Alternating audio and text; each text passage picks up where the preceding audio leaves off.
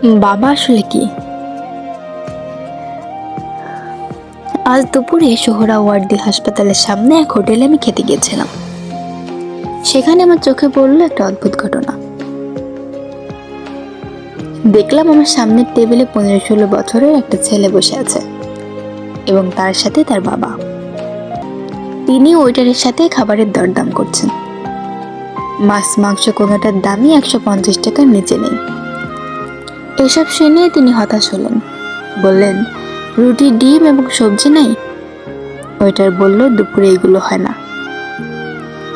তারপর তিনি খানিক ভেবে খাবার অর্ডার করলেন। কিছুক্ষণ পর ওয়েটার খাবার নিয়ে আসলেন। 2 প্লেট ভাত, 1 বাটি সবজি, 1 প্লেট চিকেন রেজালা। ছেলেটির বাবা চিকেন রেজালাটা ছেলেটার দিকে এগিয়ে দিলেন এবং বললেন, তুমি মাংস দিয়ে ভাত খাও, আমার সবজি হলেই চলে যাবে। বাবা মুরগির তরকারিটি ছেলেকে দিয়ে পরমানন্দে সবজি ভাত খেতে লাগলেন।